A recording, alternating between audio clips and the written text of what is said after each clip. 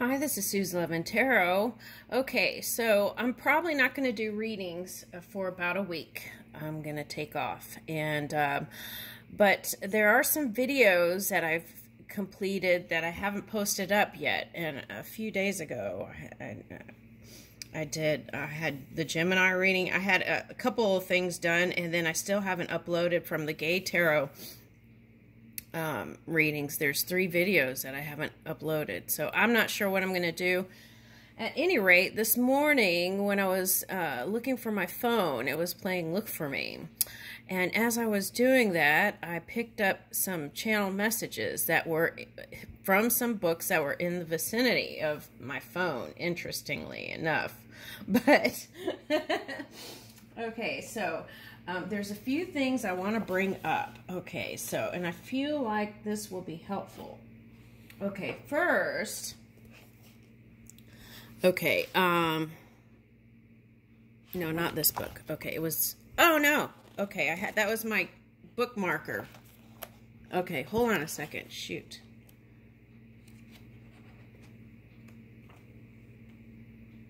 Okay.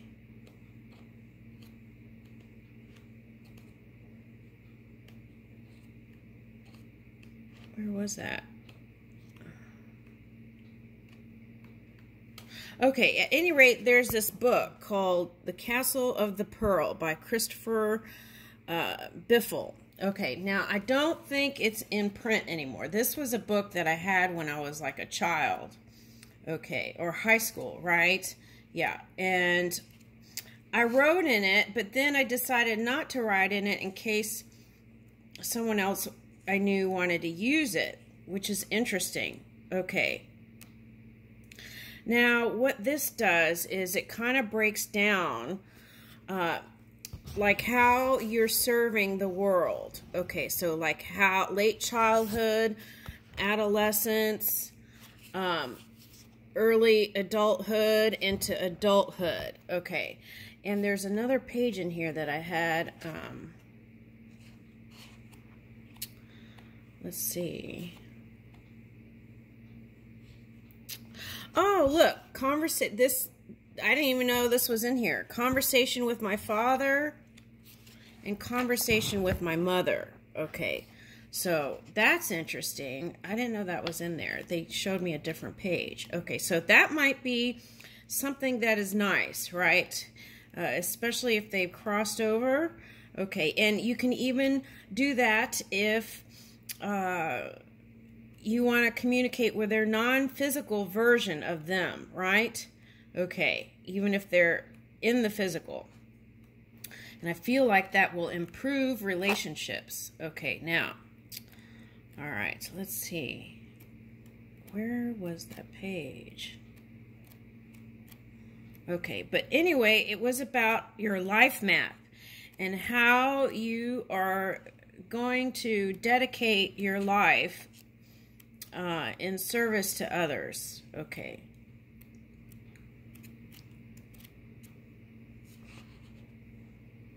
Okay, path of work. Early childhood, late childhood, adolescence, early adulthood, and adulthood. Okay, so you could break it up like that. And that was the page they gave me from this book. Okay, so it's like you can kind of visit where you've been and where you're headed. And I feel like if you put it on a board or something, or a journal or something, I feel like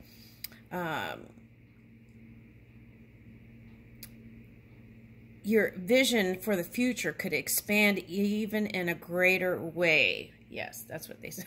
Okay. All right, now, so, and some people are not in service of others. Some people are in service of self. So if that's the case, then you can write that version, okay, of your path. Okay, so, all right, now, they gave me this, The Secrets of I Ching, okay. This is the subconscious mind stuff. Both these things they gave me this morning was like hidden mind, subconscious mind. Okay, so, but they thought that this would be helpful for me and others. Okay, so, here. And what's interesting is the Judgment card came out in a Gemini reading. Okay, so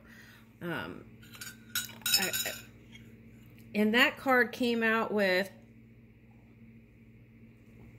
like the transformation into the new world, and it could be for a Scorpio sign or anyone harnessing that energy, but basically that could go for anyone who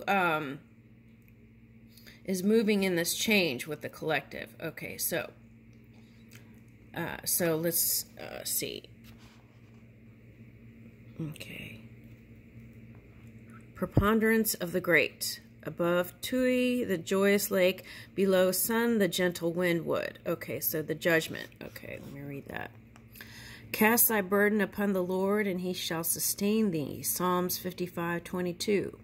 When you feel the load or the burden too great, remember there is a God power within you that can sustain you, strengthen you, and solve your problems. It is a change in feeling and conviction that will make the difference. Since prayer lifts you up, an effective affirmation will be, I am surrounded, supported, and guided by the love, wisdom, and peace of God. You will succeed and reach your goal in life. Okay. The image. God is in the midst of her. She shall not be moved. God shall help her. And that right early. Psalms 46:5. Waters in the Bible means emotions. Do not be disturbed. God is really in the midst of your being, calming the waters of your mind. Realize that God's river of peace flows through you when you shall not be moved, but shall remain serene and calm.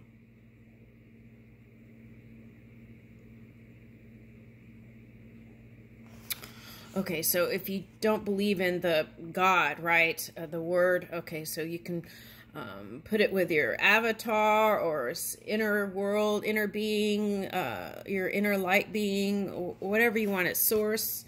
Okay, whatever you want to put, you can put there. Okay. Okay, so. All right, now here we go. The lines. 6 at the bottom. Be courteous. 1 Peter 3:8. Politeness and courtesy. Okay, I could take some lessons here. Okay. 6 at the bottom. Be courteous. 1 Peter 3:8. Okay. Politeness and courtesy mean that you do and say the kindest thing in the kindest way. Kindness is a child of love. Be ever watchful that you conduct yourself according to the great law of love and kindness. Okay, sometimes that can be challenging, right? Okay. 9 in the second place. We hanged our harps upon the willows. Psalm 137:2. This means you are stirring up the gift of God within you. The harp symbolizes music of the soul, or an inner joy that causes you to rise above all limitations and to accomplish great things, and you will be blessed by whatever you do. Okay. 9 in the third place. When sailing was now dangerous. Acts 27:9. When there is a storm at sea, it is best not to venture forth in your boat. Seek guidance and counsel. Remain calm. Mental coercion and trying to force things will lead to loss and failure. Or let's rephrase that. Mental coercion and trying to force things can lead us in a direction unwanted. Okay. 9 in the fourth place. Put on, therefore, humbleness of mind. Colossians 3:12. Before honor is humility. Proverbs 15:33. It is of great importance to process humility. Be receptive and teachable. Growth and achievement will follow. Be receptive and teachable. growth and achievement will follow. The great ones of the earth are humble and honest, and their motivations are good. Trust the God power to give you strength, power, and guidance. Your success is assured.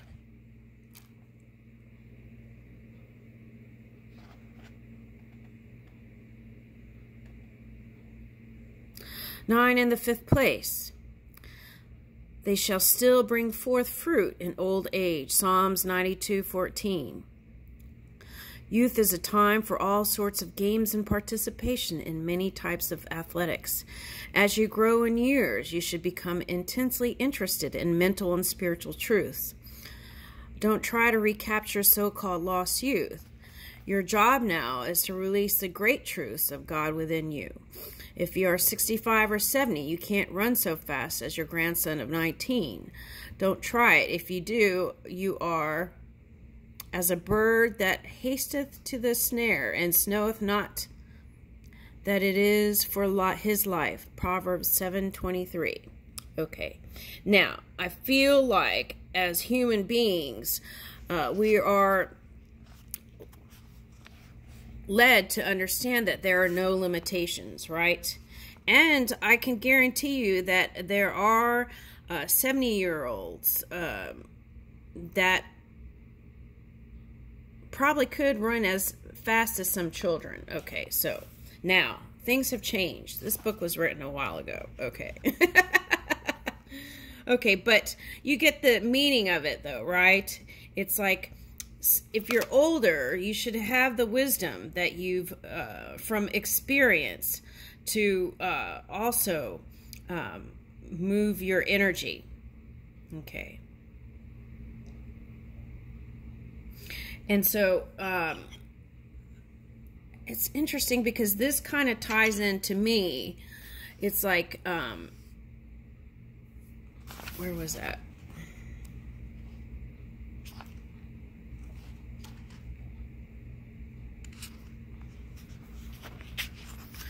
Yeah, it's like that subtle listening, okay,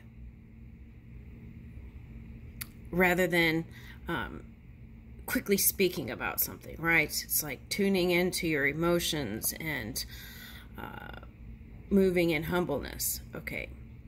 All right, so 6 in the 6th place. Be overflowed with water, perished. 2 Peter 3:6. A flood of negativity in the mind can bring on poisonous inner accumulation of mental fluids, which could have very negative results. Calm the waters of your mind and realize that God in the midst of you can bring your peace, harmony, and freedom.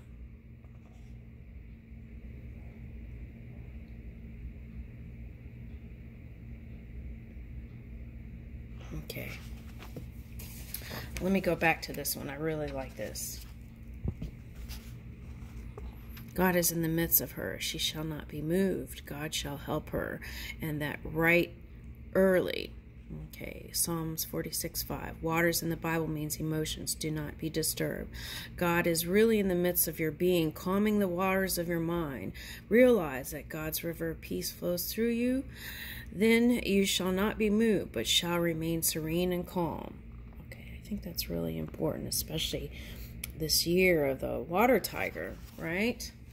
Okay, now. Okay, so there was that, and that was from The Secrets of the I Ching from Joseph Murphy. And I have an older version of that book, right, that I've read to you guys.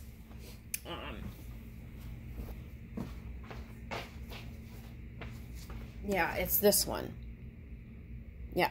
So there's that. And then, so I feel like those passages may be helpful for others. So I wanted to share it. And the other thing that came up was the story, which I'm going to read. Because we've been having a lot of fires around, and I feel like a lot of that has to do with these kind of extreme emotions that humans have been experiencing and perhaps suppressing. And so it's coming up. Okay, so, and this is called The Miracle Power for Infinite Riches. And this one's by Joseph Murphy too. Okay, but just a little note. rich is not just monetary. It's life energy, how you use this beautiful life force within you. Okay, so with that said, I wanted to read this. And there's a whole section on self-forgiveness brings peace and release. Okay, so I feel like that's important. Okay. Releasing any kind of guilt of the past. Anything that you feel,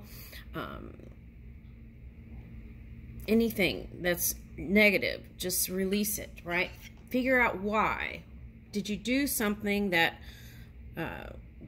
energetically caused you to feel a certain kind of way? And figure out what that is, and then bring peace to it by releasing it. All right. So, the riches of wisdom and understanding.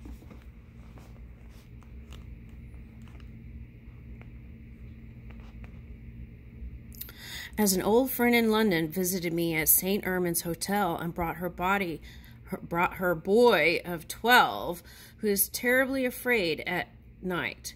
Darkness seems to trouble him. This had been going on for 2 years. I asked the mother what had happened 2 years ago, which had given a great shock to the boy, which might be suppressed in his deeper mind, since the subconscious mind never forgets any experience, and that which we wanted to know about was a repressed emotion. She recalled that 2 years previously, the house they were living in Liverpool had caught fire in the middle of the night, and the father had put his coat over the boy to protect him from the smoke. The boy exclaimed to me suddenly, "Daddy was suffocating me." Actually, this was the answer to the whole problem. We explained to the boy that his father was only trying to protect him and save his life, and that he should radiate love to his father and mother. I counseled the boy and his mother, explaining that no matter what had happened in the past, it could be changed now by filling the subconscious mind with life-giving patterns or life-giving energy, words, right? As there is no time for space in mind, and that the lower can be subject to the higher. By filling the boy's mind with the truths of the one within, is pure energy, some call God, it would crowd out his mind everything unlike the one within, this purity, this God energy, this God force. All right. I gave the mother a prayer for her boy and asked the boy to use it also prior to sleep. This is the prayer that the mother used. My boy is God's son. God loves him and cares for him. God's peace fills his soul.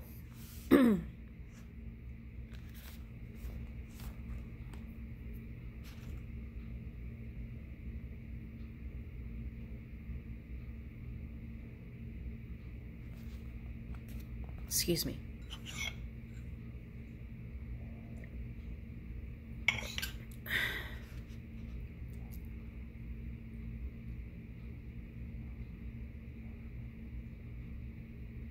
I didn't read the whole thing. Excuse me.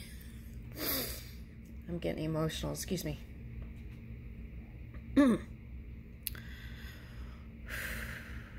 Okay. My boy is God's son. God loves him and cares for him. God's peace fills his soul.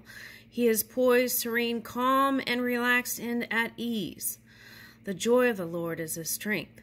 The healing presence flows through him as harmony, peace, joy.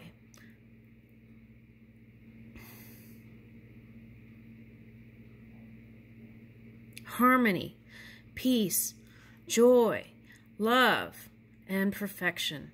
God is, in his presence, vitalizes, energizes, and restores his whole being to wholeness, beauty, and perfection. He sleeps in peace and wakes in joy.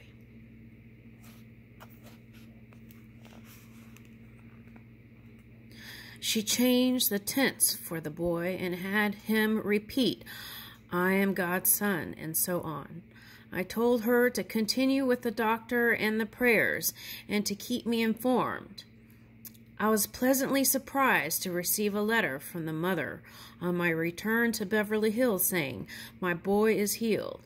He had a vision in his sleep. A sage appeared and said to him, 'You are free. Tell your mother.' It was very vivid." This was the subconscious of the boy revealing to him his healing. I, the Lord, will make myself known unto him in a vision and will speak unto him in a dream. Numbers 12:6. All right. Whoo! Whoo! Okay. All right. So, a meditation for an effective prosperity prayer. Meditate often by repeating the following prayer for prosperity. Thou shalt make thy way prosperous, and then thou shalt have good success. I now give a pattern of success and prosperity to the deeper mind within me, which is the law. I now identify myself with the infinite source of supply. I listen to the still, small voice of God within me. This inner voice leads, guides, and governs all my activities. I am one with the abundance of God. I know and believe that there are new and better ways of conducting my business. Infinite intelligence reveals the new ways to me. Thank you. Thank you. Thank you. I am growing in wisdom and understanding. My business is God's business. I am divinely prospered in all ways. Divine wisdom within me reveals the ways and means by which all my affairs are adjusted in the right way immediately. The words of faith and conviction which I now speak open up all the necessary doors or avenues for my success and prosperity. I know that the Lord, the law, right, will perfect that which concerneth me. My feet are kept in the perfect path because I am a son of the living God. Thank you. I am faith.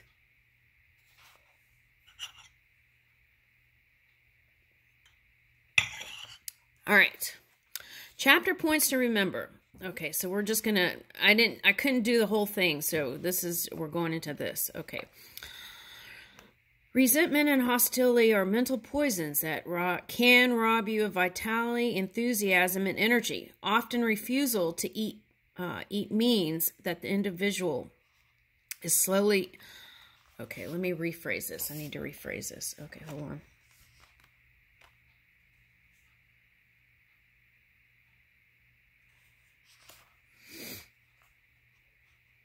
Okay, the answer is to open your mind and heart to the influx of divine love if you've been feeling resentment and hostility and mental arrows, right? Okay, so the answer is to open the mind and heart to the influx of divine love and to realize that others really do care and love you, bringing about a healing and a transformation. Okay, so they want me to bring this up. Okay, so... When my father crossed, he is a Scorpio, and when there were certain people who didn't come and give their condolences, and when I scanned it, the reason why they didn't come forth was because they didn't know what to say and they felt uncomfortable. And for some, it was like dealing with their own mortality and not feeling comfortable facing another person's death. Okay, so they want me to mention that. So there were other reasons for them not even sending a card or kind words or whatever it was, right? Okay, in the South, when someone crosses, we usually bring food. And but also he was thinking in that frame of mind, and there are other people from different places other than the South. Okay, so anyway, he held that against those people for years after my mother crossed over. Okay, so I just want to share that because I feel like that's what they want me to say here. Okay, so how do we release that kind of resentment, right? We can see other than through our own pain, right? Look to see if we can see from another point's perception. We can scan it. Okay, if you do energy work, you can scan it and take a look why, right? They were doing certain thing. Okay, so and it's usually looking at the bigger picture can help you release resentment and hostility. Okay, now, so the answer is to open the mind and heart. It's aligning that mind with your beautiful heart to the influx, the in-streaming energy of the divine energy, love, right? And realize that others really do care and love you. And this can bring in healing and transformation if you're open to receive it. Some people are not open to receiving, right? So that's important. That is the feminine energy, open to receive. Okay, so if you're a masculine or a man, that may require some fine-tuning to actually be able to do that if you haven't been doing that for years. Okay, so when you begin to realize that you are an organ of God and that God hath need of you where you are and that you are loved, needed, and wanted, a complete transformation takes place. You begin to release the riches of the infinite as love, goodwill, and inner peace and abundance. Right, so from within to without. So when you open up this within you, then it shows in the physical world. Okay. All right. Often blind faith will bring about remarkable results. And I feel like that's because you don't let the mind get in the way, if that's the case, right? I always feel like eyes are better, but... Okay, Paraclete, why can't I not? Okay. Paracelsus, okay, said. I was trying to say Paracelsus. Okay, tomatoes. Okay, I feel like someone from a different accent is trying to help me read this here. And okay, all right. Whether the object of your faith be true or false, you will get results. A young boy who stuttered fired his imagination into a joyous expectancy and blind faith and believed that if he slept in a bed where St. Kevin was supposed to have slept, he would be healed. His subconscious accepted his belief and he was healed. Okay, so by our beliefs, right, we can be healed. So if we feel like we're not healing, then we may need to make some adjustments there, right? Okay. True faith consists of the belief that the infinite presence which created you knows all the processes and functions of your body, and that when you unite with it believingly, results will follow. True faith is the combined use of your conscious and subconscious mind, scientifically directed. When you pray for health, then health should spring forth speedily, if not, go to a doctor immediately and follow the injunction of the Bible, which says, honor physician with the honor due unto him, for the Lord hath created him. Ecclesiasticus, chapter 38, paragraph 1. Okay, so now for me, the doctor is spirit. Okay, so, but even in the physical, sometimes you have to go, right? Especially like with a pandemic, right? And we had to trust, right, the physical doctor.